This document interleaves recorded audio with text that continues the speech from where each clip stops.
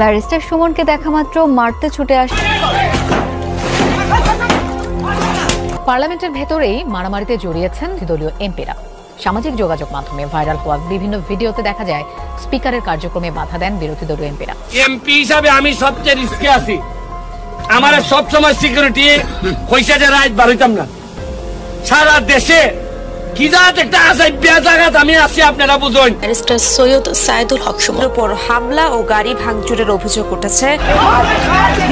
আমার এখন সবচেয়ে ভয় হচ্ছে গিয়ে বেঁচে থাকা।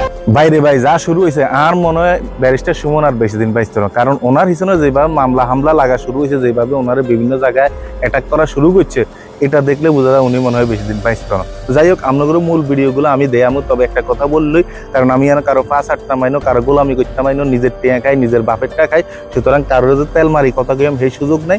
আজকের ভিডিও পুরোপুরি দেখবেন। রিসেন্টলি আপনারা দেখছেন সংসদের মধ্যে অন্যান্য দুর্নীতিবাজ এমপি মন্ত্রীদের মুখোশ কিভাবে ব্যারিস্টার সুমন উন্মোচন করে দিছে, যেটার পরে আসলে ওনার উপরে সংসদ থেকে শুরু করি বিভিন্নভাবে মামলা হামলা আইতেছে। ওনার গাড়িতে অ্যাটাক করে, ওনাকে মেরে ফেলার হুমকি দিতেছে বিভিন্নভাবে। কইলাম না উনি এখন ইদানিং ক্ষতিগ্রস্ত।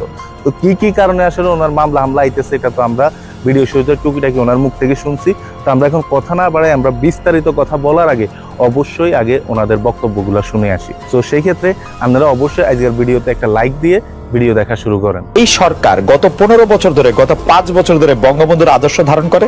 বঙ্গবন্ধুর আদর্শ ধারণ করা মানে কি, মানে আওয়ামী লীগের বিরুদ্ধে যেসব অভিযোগ, আমি খালি আর্থিক অভিযোগগুলি আপনাকে শুধু মনে করে দিতে চাই। আমি শুধু মনে করে দিতে চাই আওয়ামী লীগের সরকাররা কিরকম, আওয়ামী লীগের সরকারে যারা ছিল তারা কিরকম আঙ্গুল ফুলে কলা গাছ হয়েছে, সেটা আমি শুধু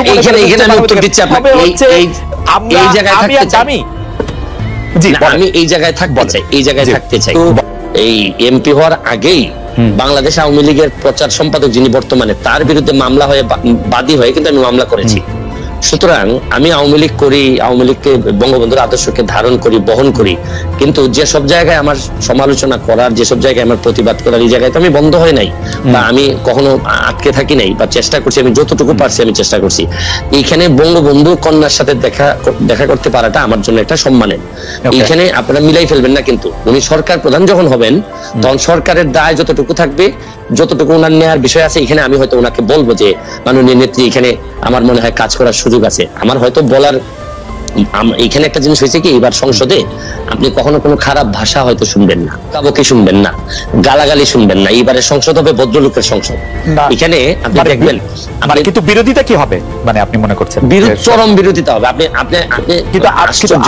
আপনি তো অরিজিনালি নৌকা, মানে আপনি নিজেও নিজের বলেন, এমনিও বলেন। না, এইখানেই প্রবলেমটা হচ্ছে গিয়ে আমি বঙ্গবন্ধুর আদর্শকে ধারণ করি, এবং আদর্শকে ধারণ করা মানে কি, মানে হচ্ছে গিয়ে ওনার যে আদর্শটা আছে, এইটা আমাদের একটা কনস্টিটিউশনের মতো, যে হাইকোর্ট কিন্তু কনস্টিটিউশনকে মানে, কিন্তু যখনই কনস্টিটিউশন ভায়োলেট করার বিষয় আসে তখন কিন্তু হাইকোর্ট একটা রুল দিয়ে দেয়।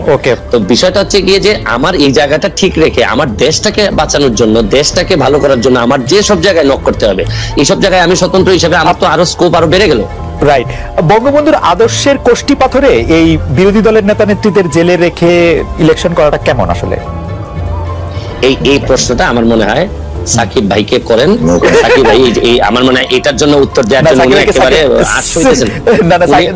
সাকিবের জন্য, সাকিব ভাইকে করার জন্য আপনার কষ্ট আছেন। আমি এমনি মনে করি, এমনি আচ্ছা ঠিক আছে, আমি প্রশ্নটা অন্যভাবে করি। বঙ্গবন্ধুর আদর্শ প্রশ্ন করি, আপনার কাছে কি মনে হয় যে আওয়ামী লীগ সভানেত্রী বা আওয়ামী লীগের যে যিনি সরকার পরিচালনা করলেন, গত সংসদে যেইভাবে হামলা, মামলা এবং বিরোধী দলের উপর যে নিপীড়নের অভিযোগটা করা হয়েছে, সেইটা আপনি আসলে কিভাবে দেখেন? মানে মুক্ত সেই যে অভিযোগগুলি আছে মানবাধিকার, সেগুলির ক্ষেত্রে আপনার কাছে কি মনে হয়, মানে মানে মানে সেটা শেখ হাসিনার সরকার ঠিক মতো ছিল?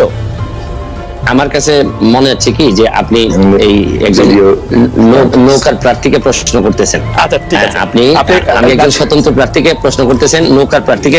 রিসেন্টলি কয়েকটা ভিডিওতে আমি কইছি যে এই দেশে বালা মানুষের কোনো বাত নাই, যেটা আঙ্গ পূর্বপুরুষ থেকে আঙ্গ বাপ দাদার আমলও হেতারা দেখছে, আমরাও দেখছি, আমরা দেখতেছি, আঙ্গ লাইনও হয়তো বা দেখবো, হেতারা আরো বেশি দেখবো, কারণ যেই যুগ আইছে ভাইয়া। সত্য কথা কইছে তো, আপনার খানা নাই এলাকার মধ্যে, বালা মানুষের পক্ষে এখন লোকে নেই, কাকতালীয় দুই একটা ঘটনা ছাড়া। তো আমরাও চাই ব্যারিস্টার সুমন বালা বালা কাজ করতেছে, হাতে সুন্দর মতো করে যাক, এবং আমাদের প্রধানমন্ত্রী যেরকম চায়, আমাদের জাতির জনক বঙ্গবন্ধু যেরকম চাইছে আমাদের বাংলাদেশ দুর্নীতিমুক্ত হোক, সোনার বাংলা গড়ে তুলুক, এরকম আমরাও চাই যে আমাদের দেশ থেকে দুর্নীতি যাক। কারণ ভাই রিসেন্টলি যে অবস্থা, দ্রব্যমূল্যের মাল থেকে শুরু করি একদম প্রত্যেকটা সেক্টরে কারেন্ট বিল থেকে ব্যাগ জায়গার দাম বেশি। তো আমরাও চাই সব দুর্নীতি বাদ দিয়ে দুর্নীতিমুক্ত বাংলাদেশ হোক। আপনারা কে কে চান অবশ্যই সেটা কমেন্ট করে জানাই।